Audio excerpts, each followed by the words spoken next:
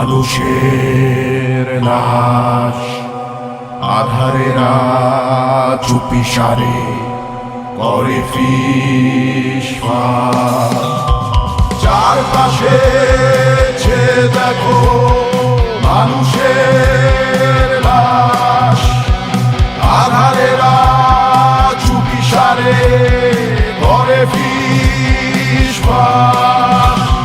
মৃত্যু মৃত্যু মৃত্যু মৃত্যু মৃত্যু শুধুই খেলে লুকোচুরি খেলা, প্রেম প্রীতি ভালোবাসা অন্তর জ্বালা।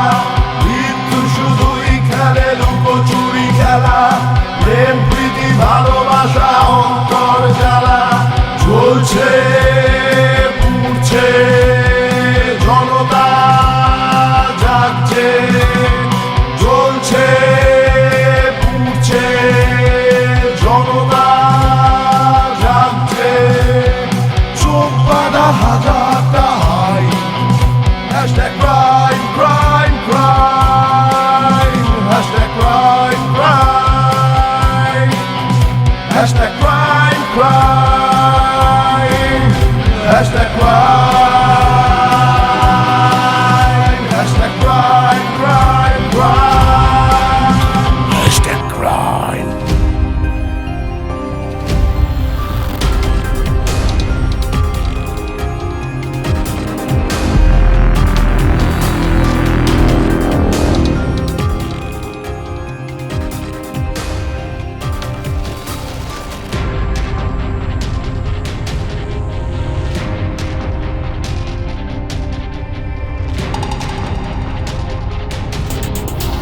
বডিটা পোস্টমর্টমে পাঠানোর ব্যবস্থা করো, আর ফরেন্সিককে খবর দাও।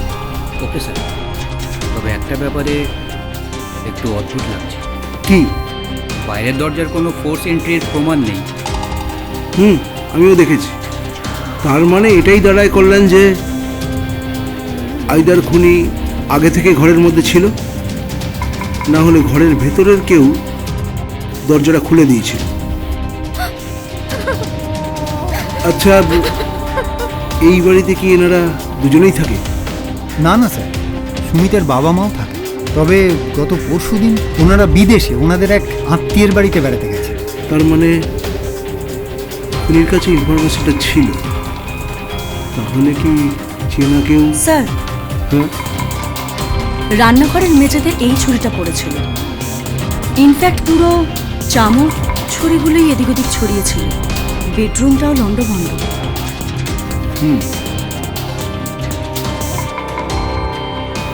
এটা কিন্তু ওয়েপেন অফ মার্ডার নয়, তাহলে কিন্তু ব্লাড স্টেইন থাকতো।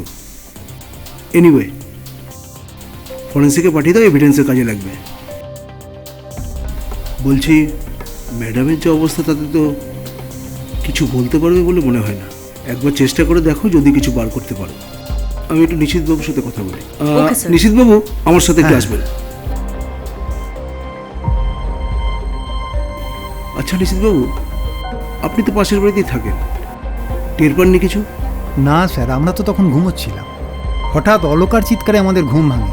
তারপর এসে দেখি, আমি তো আপনাদের ফোন করে খবরটা দিয়েছিলাম স্যার। এদের কোনো শত্রু ছিল? মানে কে খুন করতে পারে বলে আপনার মনে হয়? আসলে স্যার, আমরা পাশাপাশি থাকলেও তেমন সখ্যতা আমাদের মধ্যে ছিল না। মানে ওই যাতায়াতের পথে যতটুকু সৌজন্য বিনিময় হয় ততটুকু। তবে স্যার, সুমিত বেশ সফল ব্যবসায়ী ছিল এবং অল্প সময়ে অনেকটা উন্নতি করেছিল। এদের মতো মানুষের কিন্তু শত্রু থাকতেই পারে। আচ্ছা, এদের কোনো রিলেটিভ থেকে বা আত্মীয় স্বজন আশেপাশে?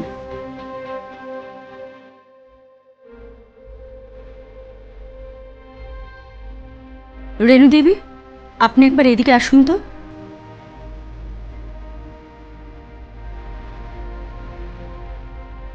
যতদূর জানি ওদের আত্মীয় স্বজন এখানে কেউ থাকেন না।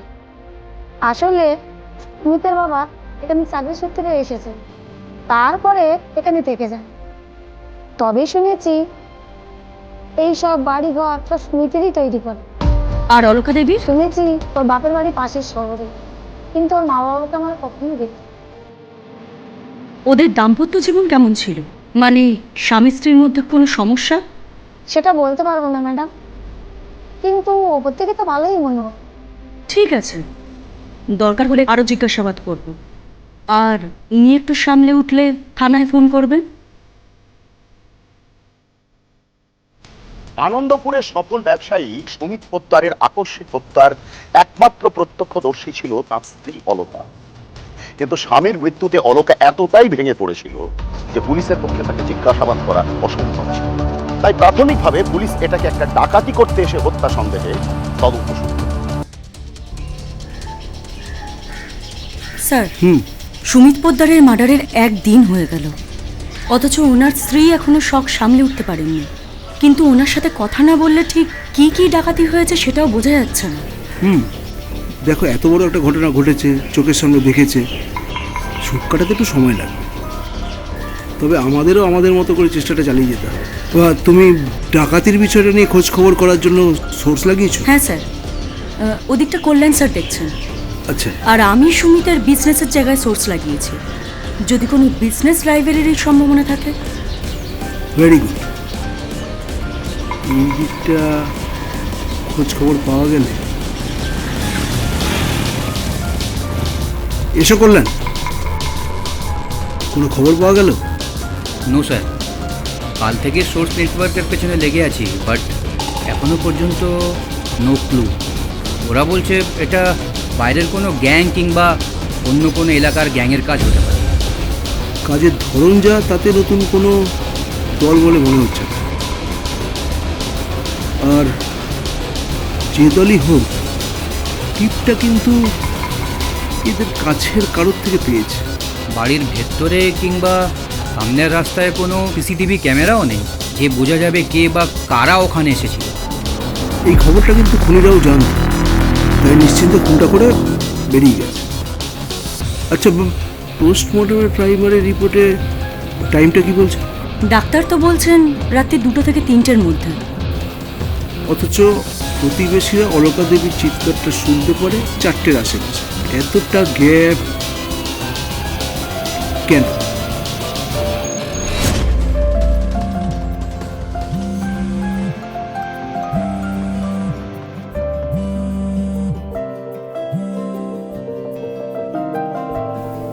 এই সরি আমার না ভীষণ লেট হয়ে গেল গো। 2 মিনিট, আমি এক্ষুনি ফ্রেশ হয়ে আসছি। থাক, তোমাকে আর এত তাড়াহুড়ো করতে হবে না, আমি বেরোবো না। আমি তো বললাম রে বাবা সরি, বেরোতে যাচ্ছে, একটা কাস্টমার চলে এলো, আমি কি করব বলো? প্লিজ রাগ করো না। রাগ করার কিছু নেই, আমার বেরোতে ইচ্ছা করছে না তাই বেরোবো না। আমাদের 8 বছর বিয়ে হয়ে গেল, তুমি কখন সত্যি কথা বলো আর কখন রাগ করে বলো সেটা আমি ভালোই বুঝি। ব্যবসা ছাড়া কিছু বোঝো তুমি? সারাদিন বাবা মায়ের দেখভাল করা আর সংসারের কাজকর্ম করা, এই করতে করতে আমি তো নিজেকে চিনতেই পারি না আজকাল। আমি কি চাই কি চাই না কখনো ভেবে দেখেছো? আমি তো স্বীকার করছি আমারই ভুল। এবার থেকে তোমার খেয়াল রাখবো, কথা বলো। এবার তো চলো প্লিজ। গিয়ে কি লাভ? এখন ঘড়িতে অলরেডি 9টা বাজে, তোমার রেডি হয়ে আস্তে আস্তে 10:45 বাজবে। 15 মিনিটের জন্য গিয়ে কি করব? আরে বাবা, আমরা অন্য জায়গায় যাব, ওখানে যাব না।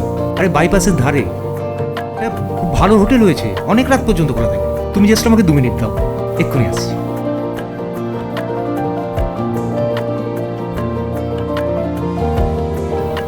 অলকা, অলকা,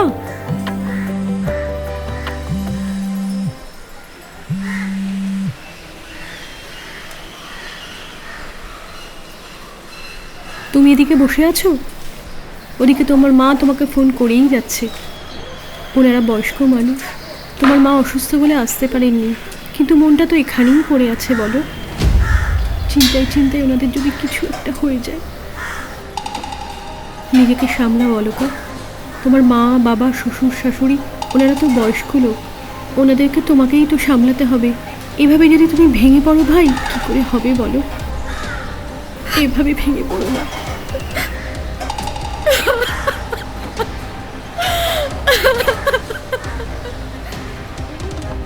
নমস্কার। হ্যাঁ বলুন, কি বলবেন?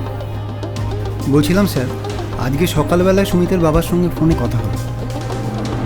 ওনারা তো যত তাড়াতাড়ি সম্ভব ফেরার চেষ্টা করছে। তবে স্যার, উনিও ভাবতে পারছেন না ছেলেটাকে কেন কেউ এভাবে মারে। ওনার কি কাউকে সন্দেহ বলে মনে হচ্ছে? না না, তবে সুমিত যখন ব্যবসা শুরু করেছিল ওর একজন পার্টনার ছিল। বছর কয়েক আগে ওই লোকের সঙ্গে ওর পার্টনারশিপ ভেঙে গেছে। তারপর থেকেই সুমিতের আসল উন্নতির শুরু। জেলাসির ব্যাপার বলে মনে হচ্ছে। আচ্ছা, লোকটার কিছু নাম বলেছে সুমিতের বাবা? সুবোধ মিশ্র। ও তো সুমিতের কলেজের বন্ধু ছিল। পার্টনারশিপ ভেঙে যাওয়ার পর থেকে সম্ভবত ওদের আর সম্পর্ক ছিল না। খবরটা পেয়ে ভাবলাম এটা আপনাকে পার্সোনালি আমার জানানো দরকার, তাই। ভালো করেছেন। আমরা দেখছি লোকটাকে কিভাবে ট্রেস করা যেতে পারে। বাই দ্য ওয়ে, অলকা দেবীর কি অবস্থা? একই রকম স্যার, সারাদিন কান্নাকাটি করছে, খাওয়া দাওয়া বন্ধ। ওই আমার স্ত্রী আর রেনু মিলে জোর করে যতটুকু পারছে ততটুকুই। অলকা দেবীর অবস্থার উন্নতি হলে খবর দেবেন। স্যার, সুমিতের ব্যবসার জায়গা থেকে শুরু করে সাপ্লায়ার, রিটেলার সব ঘেটে ফেললাম, কিন্তু কোনো প্রফেশনাল রাইভালারি তো সামনে আসছে না। সোর্স লাগিয়েও কিচ্ছু পাওয়া গেল না। কিন্তু সোমা, খুনটা তো হয়েছে, তাহলে কি পরিবারের কেউ? হ্যালো, ও গ্রেট, আমরা এক্ষুনি আসছি। স্যার, একটা গুড নিউজ আছে। সেদিন ডিনার করে ফিরতে ফিরতে আমাদের বেশ রাত হয়েছিল। আমরা বাইরে গাড়ি পার্ক করে সিঁড়ি দিয়ে উঠছিলাম, হঠাৎ বলে বাইরের লাইটটা বন্ধ করতে ভুলে গেছে, তাই ও আবার নিচে নেমে যায়। আর আমি আমি আমি ঘরে ঢুকে ফ্রেশ হতে থাকি।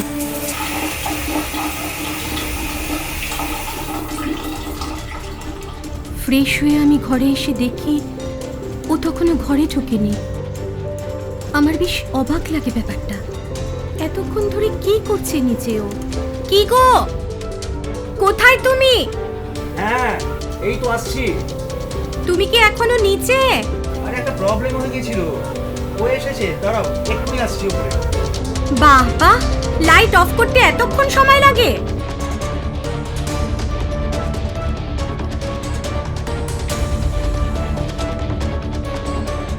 কিন্তু আমার চুল চুল বাঁধা হয়ে গেল, ও তখনও ঘরে আসলো না। আমি খানিকটা বিরক্ত হয়ে ঘর থেকে বেরিয়ে নিচে যাব বলে যখন সিঁড়ির কাছে আসি, দেখি দুজন মুখোশ পরা লোক ওকে গলায় জড়ি ধরে ওপরের দিকে নিয়ে আসছে।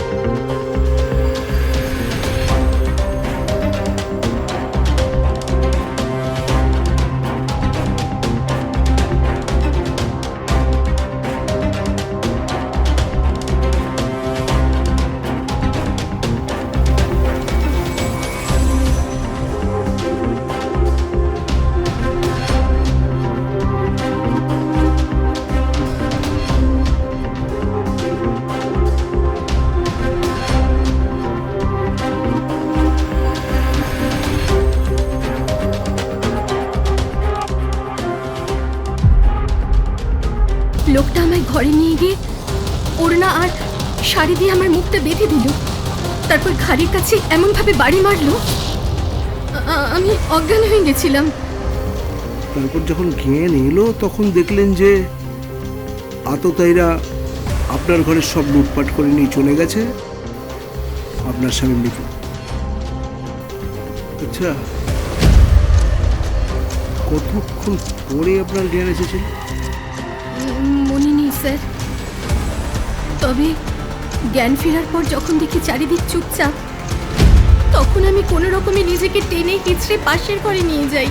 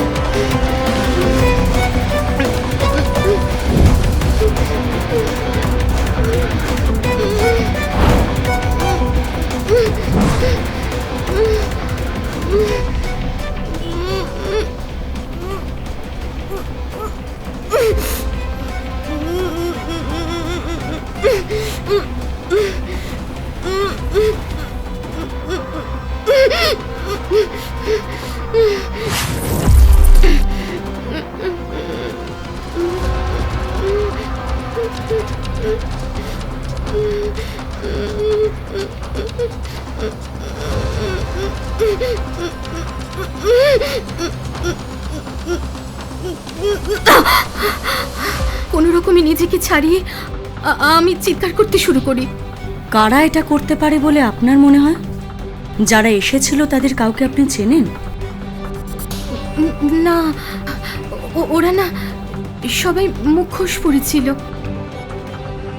তাই আমি কাউকে চিনতে পারিনি। অবশেষে পুলিশের কাছে সেদিনের রাতের ঘটনাটা স্পষ্ট হলো। কিন্তু এরা কারা? কি উদ্দেশ্য ছিল এদের? শুধুই কি লুটপাট, নাকি এরা সুমিতকে খুন করতে এসেছিল? 3 জন ডাকাত ডাকাতি করতে এসে গৃহকর্তাকে খুন করে চলে গেল। কোনো ডাকাতি করলো না। আততায়ীদের হাতে অস্ত্র ছিল, তাই স্বামী স্ত্রী প্রতিবাদ করতে পারল না। আততায়ীরা মুখোশ পড়েছিল, তাই তাদের চেনাও সম্ভব নয়। তাহলে খুনটা কেন করল? স্যার, খুন করাটাই আসল উদ্দেশ্য ছিল না তো? হয়তো ডাকাতিটা আমাদের ভুল বোঝানোর জন্য। আমারও কিন্তু ব্যাপারটা তাই মনে হচ্ছে স্যার। যেভাবে ডাকাতিটা হয়েছে, একটা প্রফেশনাল দল ডাকাতি করতে এসে শুধুমুধু খুন করে যাবে কেন? তাতে তো নিজেদের বিপদ বাড়বে। চুপচাপ ডাকাতি করে বেরিয়ে যাবে, এটাই তো স্বাভাবিক। ওইখানেই তো খটকা। দলটা প্রফেশনাল নয়, অথচ এত স্মুথলি কাজটা করলো যে আমাদের কাছে কোনো ক্লু নেই। কিন্তু স্যার, খুনের তো একটা মোটিভ থাকবে, সেরকম তো কিছু পাওয়া গেল না। আমরা কিছু মিস করে যাচ্ছি না তো? আমার ব্যাপারটা তাই মনে হচ্ছে। আমার মনে হয় আমাদের ক্রাইম প্লেসটা আরেকবার থরলি ইনভেস্টিগেট করা উচিত। Let's move.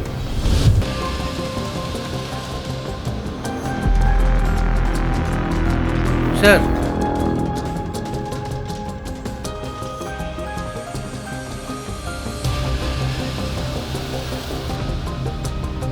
গিয়ে দেখো তো। স্যার, ওটাই। তবে এখনই কিছু কাউকে বলার দরকার নেই, আরো কিছু এভিডেন্স আসুক। নম্বরগুলো করলেন না স্যার, আপনারা? এই যে পেন ড্রাইভ। ও, পেয়ে গেছো? এটা ওই বড় রাস্তার মোড়ে সিসিটিভি? হ্যাঁ স্যার। দেখা যাক কি আছে। আচ্ছা, একটা বেশিখানে আমাদের মিসগাইড করার জন্য? মেবি। ব্রিলিয়ান্ট চাল। ওকে, লুক।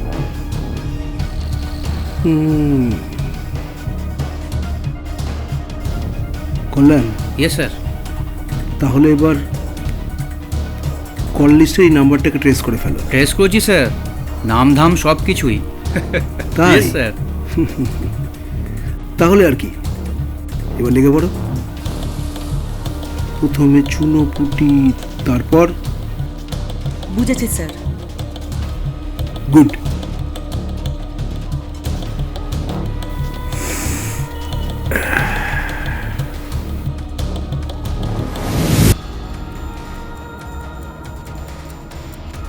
আমাকে হঠাৎ এখানে কেন তুলে এনেছেন স্যার? আমি কি করেছি?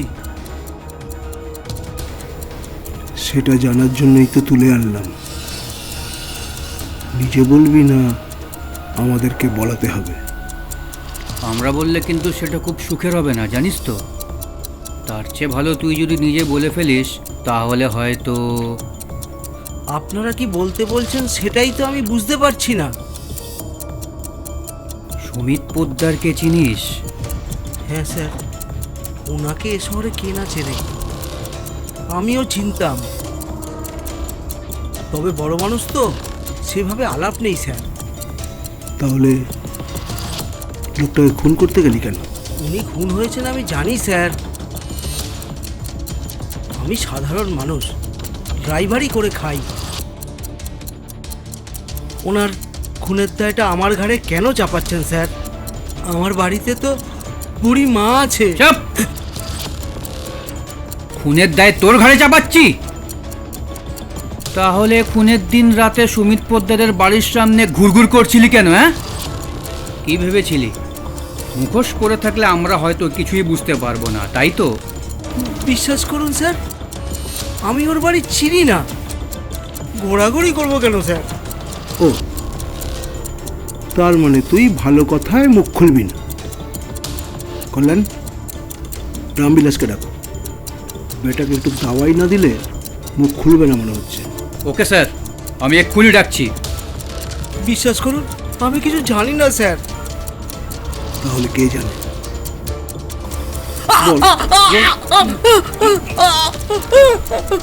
বলছি স্যার, বলছি স্যার, আমার সাহেব অঙ্কিত ঘোষ, উনি আমাকে নিয়ে গেছিলেন ওখানে। আমি কিছু করিনি স্যার। অঙ্কিত বাবু, আপনার ড্রাইভার তো সব কথা ফাঁস করে দিল। দেখুন, বেশি ঘুরিয়ে পিছিয়ে কথা না বলে একটা কথা সোজাসুজি জিজ্ঞেস করছি। সুমিতকে খুনটা করলেন কেন?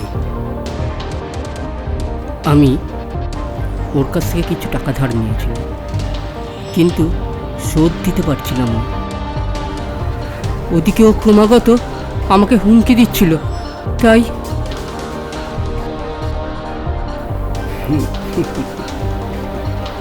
বাহ, গল্পটা তো ভালোই সাজালেন।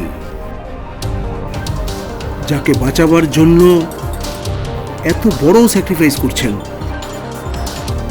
সেই মাস্টার মাইন্ডকে বাঁচাতে পারবেন তো?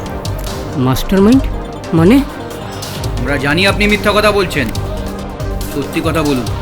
তাহলে কীভাবে বের করতে হয় আমরা কিন্তু খুব ভালোভাবেই জানি। ঠিক আছে, যদিও মেনেই নেই যে আপনি সব সত্যি কথা বলছেন,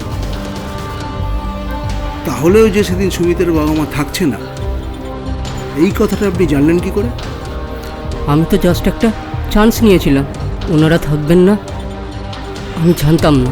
আচ্ছা, এবার একটা কথা বলুন তো, সেদিন রাতে আপনারা বাড়িতে ঢুকলেন কি করে? আপনারা যে দরজার তালা ভেঙে ঢুকেছেন এমন প্রমাণ কিন্তু নেই। ব্যাপারটা একটু অদ্ভুত না? ডাকাতির ছক কষলেন, অথচ ভিকটিমের গলার সোনার চেন, মানি ব্যাগ, আঙুলের আংটি কিছুই চুরি করলেন না। হ্যাঁ, কি ভেবেছিলেন এইগুলো সব আমাদের চোখ এড়িয়ে যাবে? কি হলো, চুপ করে গেলেন কেন? হ্যাঁ, প্রশ্নগুলোর উত্তর মুখস্থ করে আসেননি বোধ হয়। স্যার, একেবারে সিলেবাসের বাইরে। দেখুন দেখুন কেমন খাবি খাচ্ছে। অঙ্কিত বাবু,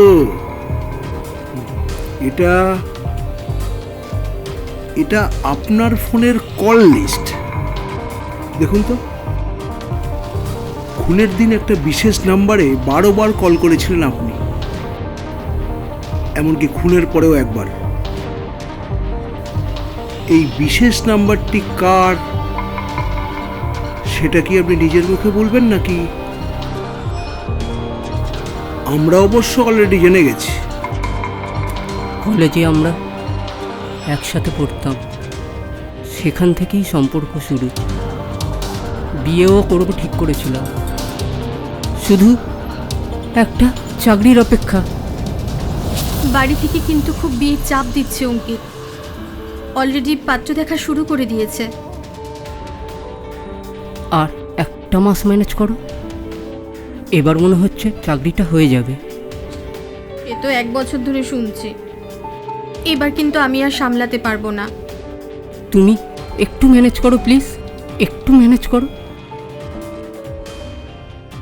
আমি চাকরিটা পেয়ে যাই, তারপর আমার বাড়ি থেকে ওর বাড়িতে বিয়ের জন্য কথা বলতে যায়, কিন্তু ওর মা বাবা আমাদের সম্পর্কটা মেনে নেননি। কেন? আমার মাইনে বেশি ছিল না, আর আমাদের আর্থিক অবস্থাও ওদের মতো ছিল না।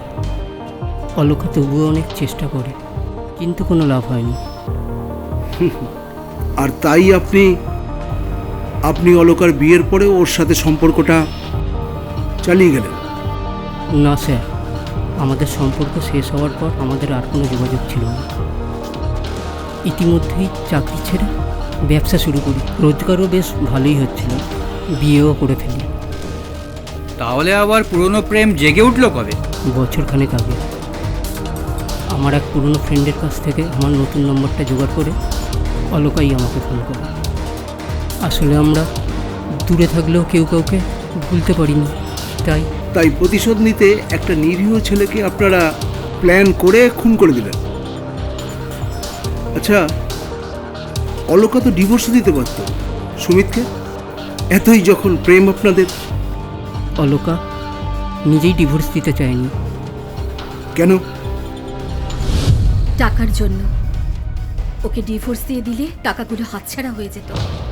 টাকার জন্য আপনি আপনার হাজবেন্ডকে মেরে ফেললেন? টাকাই তো সব। টাকার জন্য আমার বাবা মা মেয়ের ভালোবাসাকে মেরে ফেলতে পারে।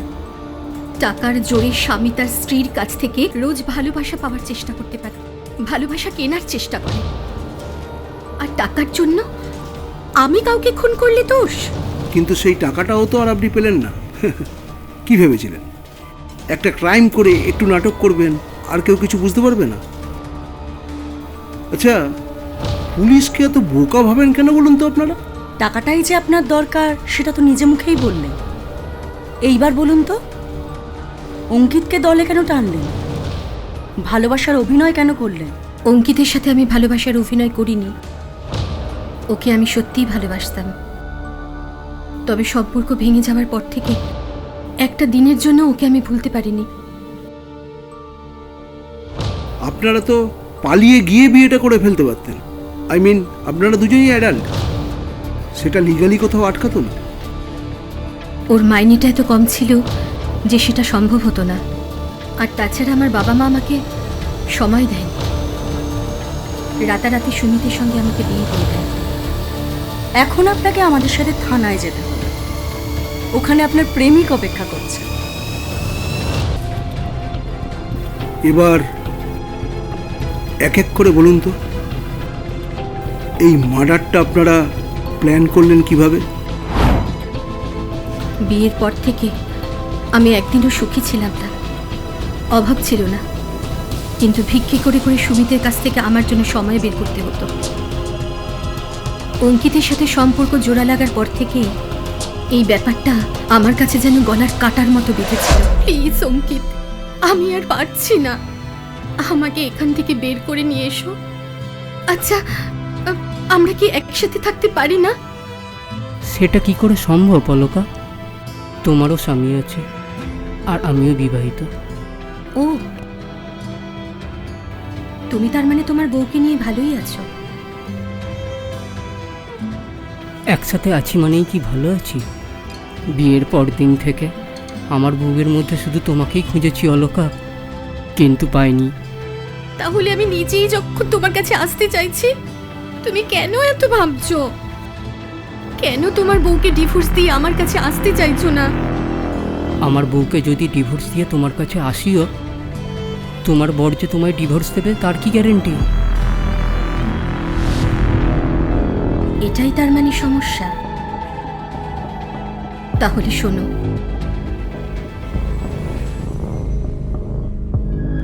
অসম্ভব। প্লিজ অঙ্কিত, প্লিজ, একবার ভুল করেছি, আর ভুল করবো না। আমাকে এই জেলখানা থেকে বের করে নিয়ে এসো। বরাবরই আমি ওর চোখের জল দেখতে পারি না, বিশেষ করে যেদিন আমাদের সম্পর্ক ভেঙে গেছিল, তখনও আমি ওর কান্না ভুলতে পারিনি।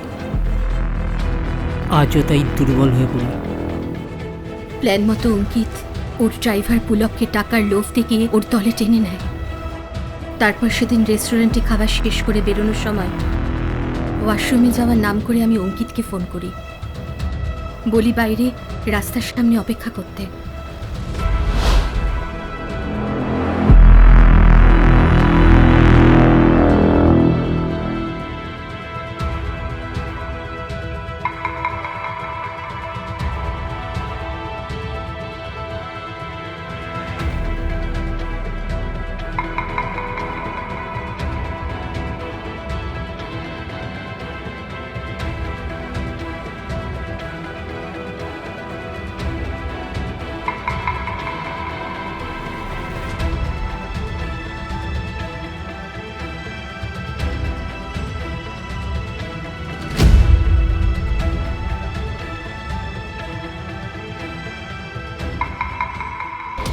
সিঁড়ি দিয়ে ওঠার সময় আমি ওর কাছে জিজ্ঞাসা করি বাইরের লাইটটা নিভিয়েছে কিনা।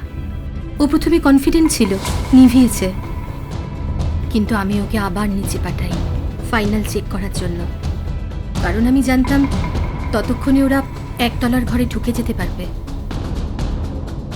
কিন্তু আপনাদের একতলার আলো তো দোতলা থেকে নেভানো যায়। আপনার ড্রয়িং রুমের বাইরে সিঁড়ির ল্যান্ডিংয়ের সামনে একটা বোধ হয়ে সুইচ আছে, মানে দোতলা থেকে একতলার আলো নেভানো সম্ভব। তাহলে সুমিত নিচে গেল কেন? উপরে থাকলেও সুমিত রোজই নিচে গিয়ে লাইট নেভাত, অভ্যেস বলতে পারেন। তাই আমি জানতাম ওকে লাইট নেভানোর কথা বলে ও নিচেই যাবে। তারপরে ও নিচে চলে যায়।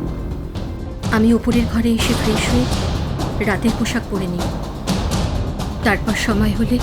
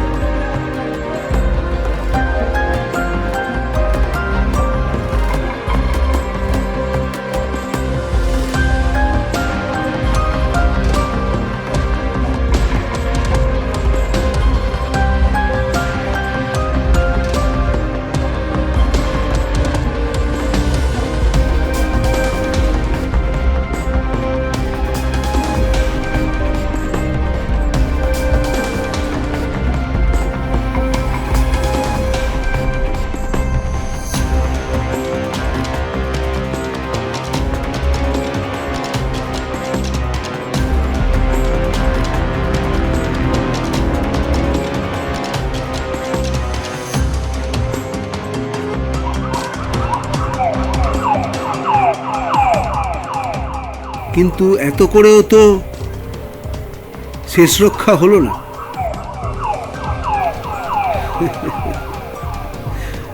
কল্যাণ, 2 রোমিও জুলিয়েটকে এবার আমাদের অতিথিশালায় পাঠানোর ব্যবস্থা করো। সুমিতকে হত্যার অপরাধে পুলিশ অঙ্কিত, পুলক আর অলকার বিরুদ্ধে শুরু করে কেস। কিন্তু একটা প্রশ্ন থেকেই যায়, আজকাল কি সত্যি মানুষের জীবনের কোনো দাম নেই? একজন মানুষের লোভের জন্য কতজন নিরীহ মানুষকে এইভাবে অকালে চলে যেতে হবে? এর কি কোনো প্রতিকার নেই?